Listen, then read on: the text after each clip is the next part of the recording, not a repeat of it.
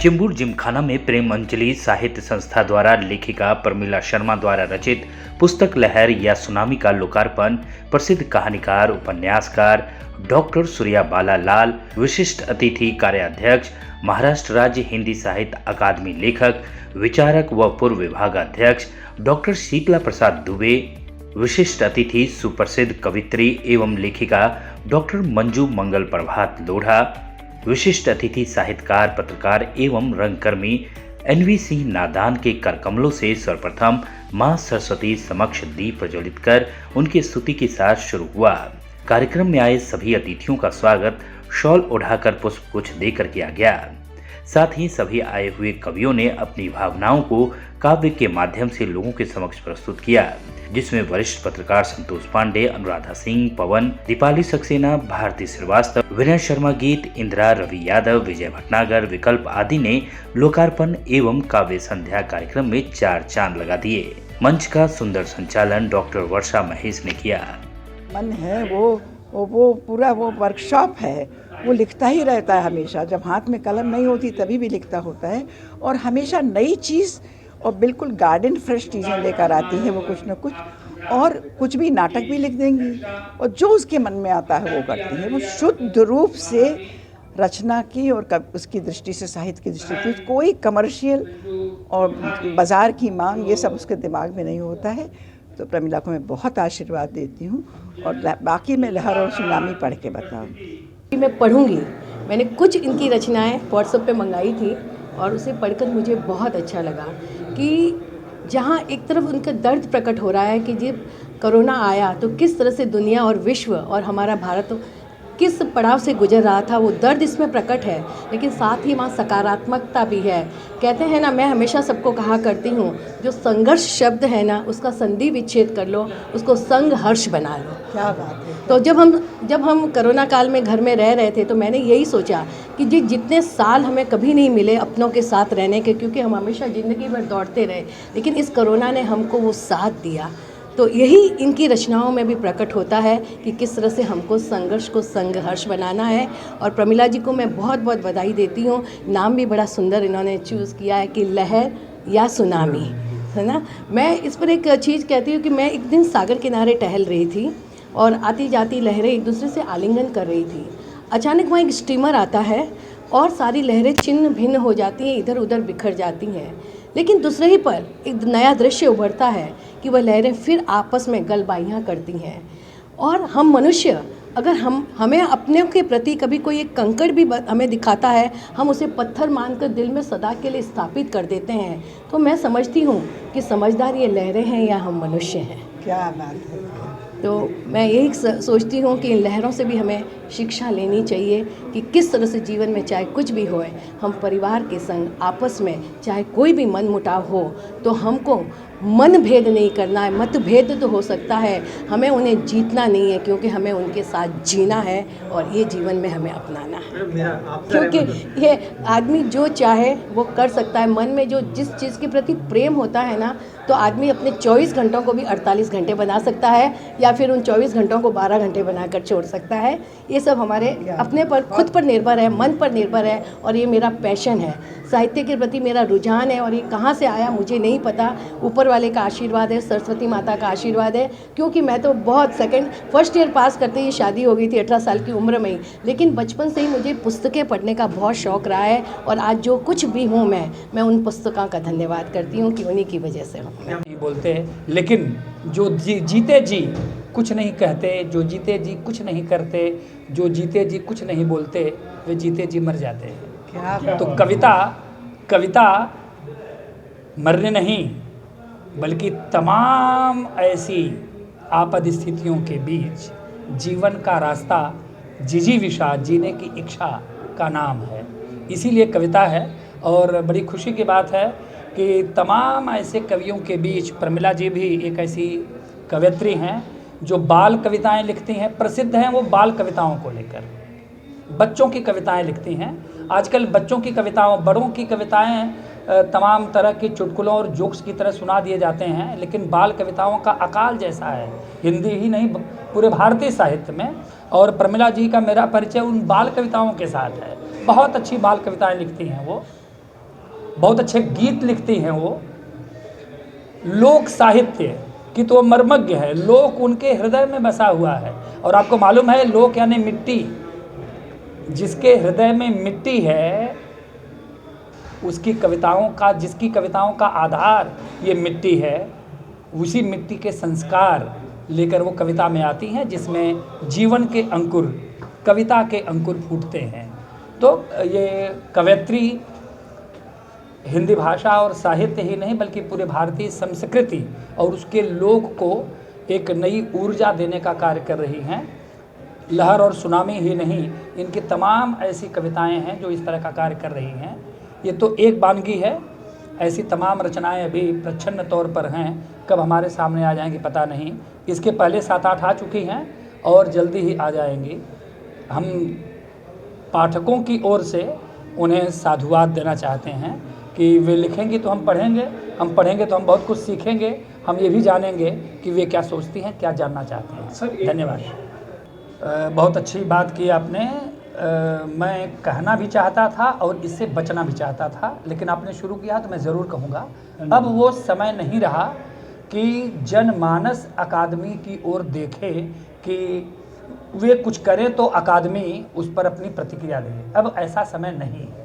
जब से मैं कार्याध्यक्ष, इसके पहले भी रहा, तब पर भी मैंने ये एक नई परंपरा शुरू की कि अब हर किसी कवि, हर किसी, चाहे वो किशोर बालक हो, बच्चे हों, चाहे युवा कवि हों, रचनाकार हो, पाठक हों, श्रोता हों, समझदार हों, चाहे वरिष्ठ हों, हर किसी के पास अकादमी अपनी स्थितियां लेकर खुद जाएगी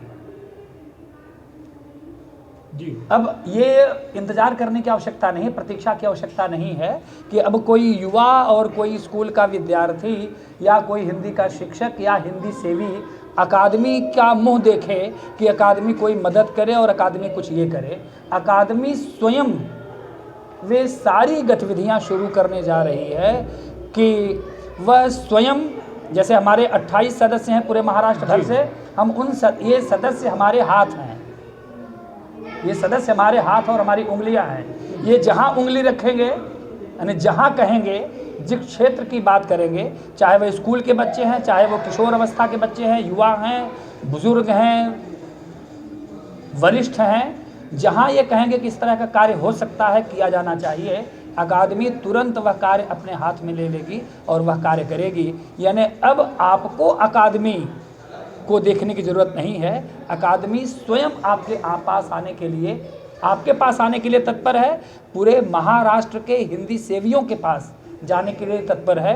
केवल हिंदी सेवी नहीं बल्कि सभी भारतीय भाषाओं के जो भाषा सेवी हैं, सबके पास जाने के लिए तत्पर है कि वे अन्य भाषाओं से हिंदी में साहित्य लेकर आएँ। अनुवादक हैं तो, कवि हैं तो अपनी कविताएं लेकर आएँ, निबंध लिखने वाले हैं, निबंधकार हैं तो निबंध लेकर आएँ, नाटककार हैं तो नाटक लेकर आएँ, कला प्रेमी है तो अपनी कला को लेकर आएँ, फिल्म को लेकर आएँ। हर किसी क्षेत्र और क्षेत्र में सेवा करने वालों के बीच अकादमी स्वयं पहल करके पहुंचने के लिए तत्पर है। सर, एक आखिरी प्रश्न। देखिए क्या है कि रचनात्मकता हमेशा पीड़ा से उपजती है। चाहे कोई लिखे, किसी के लिए लिखे, चाहे कोई लिखे किसी के लिए लिखे, दर्द जन्म गीत का हमेशा दर्द से होता है। लहर और सुनामी वही दर्द है कोरोना काल का, कोविड-19 का, जिसने हर किसी को दर्द दिया, हर किसी को पीड़ा दी। लेकिन कवि और रचनाकार इसीलिए सामान्य मनुष्य से विशिष्ट हो जाता है कि वह आपद स्थितियों को, सुनामी जैसी स्थितियों को, दर्द और तकलीफ़ और पीड़ा को अपनी रचनात्मकता से सकारात्मक जीवन की ओर लेकर चलता है।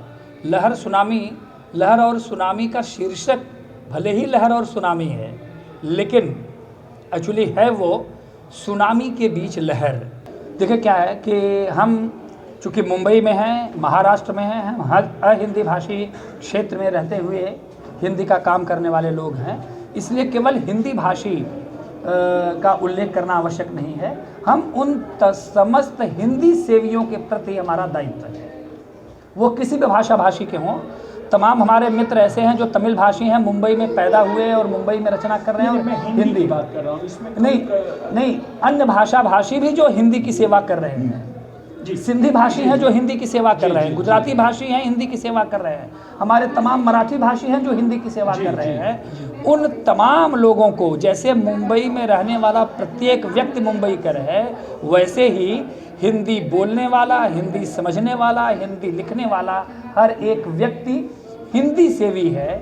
और उनको हर एक व्यक्ति को, हर एक समुदाय के व्यक्ति को हिंदी सेवी मानकर हम सम्मानित करने के लिए तत्पर हैं। जिस तरह से सहयोग अपेक्षित होगा, जिस तरह से भी हमसे बन पड़ेगा, वैसा हम करेंगे। आपका जो प्रश्न नाम उल्लेख के साथ था, उसको लेकर मैं कुछ नहीं कह सकता, क्योंकि ये सरकार के अंतर्गत है। सरकार के सांस्कृतिक कार्य मंत्रालय के अंतर्गत अकादमी काम करती है, तो जिसकी सरकार होगी वो अपनी सुविधा से अकादमी के समितियों का निर्माण करती है।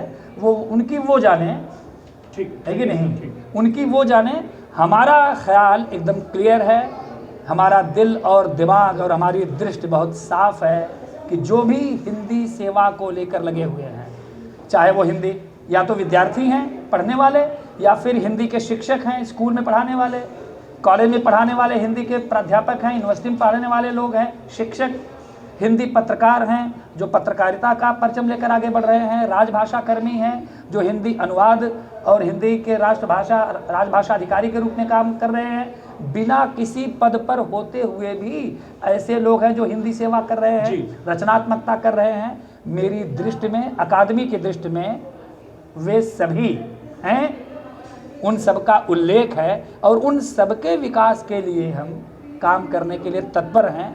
अभी अकादमी गठित हुई है, आगे देखिए और अच्छा होगा। आज के कोरोना की 95 कविताएं हैं। हाँ, लहर या सुनामी, मतलब हम समझ नहीं पाए कि ये लहर है या सुनामी है, तो उसी को लेके मैंने लिखा। उसमें हंसी वाला भी कुछ डाला है और कुछ दर्द वाला भी डाला है, कुछ अपने, मतलब हम अब अकेले में हैं, हम एक आध्यात्मिक बन गए हैं। कोई लोगों ने बहुत दुनिया को समझा, जीने का जो एक होता है कि अच्छा, मतलब हम जैसे खोह कंदरा में समा गए थे, तो वो भी था कि उस समय को जो झेल गए, वो ना, मुझे ऐसा लगता है कि जिन लोगों ने उस समय को झेल लिया है वो आगे ईश्वर करेंगे बहुत लंबी उनकी ज़िंदगी होगी और बहुत एक अच्छे इंसान के रूप में ढल के आएंगे, क्योंकि मौत को उन्होंने देखा और समझ गए कि जीवन क्या है, हमारी ज़िंदगी कुछ भी नहीं है।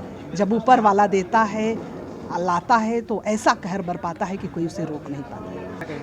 तो मैं आप लोगों की भी सराहना कर रही हूँ, आप लोग बाइट ले रहे हैं, तो मेरे जो मेहमान आए उन लोगों के आने से, ये लोगों के साथ ही रहने के, मैं पहले ही बोली कि ये जो कवि, लेखक, गीतकार होता है, जो रचनाकार होता है, एक रचनाकार, वो कलाकार ऊपर है कि वो कौन चित्रकार है कि दुनिया में इस तरह का रंग भरा है। लेकिन हमारे विजय भटनागर जी हैं, संतोष पांडे जी हैं, इस तरह के लोग जब हमारे आसपास रहते हैं, इनसे हमको बहुत सीखने को मिलता है। जब हमारे पास हमको ये बताते हैं कि कैसे रहना है, हमको ये अपने अक्षरों को जोड़ के जो ये लोग घरौदा बनाते हैं और उसमें हम समा जाते हैं, तो ये हमारे बड़ों ने हमको सिखाया कैसे।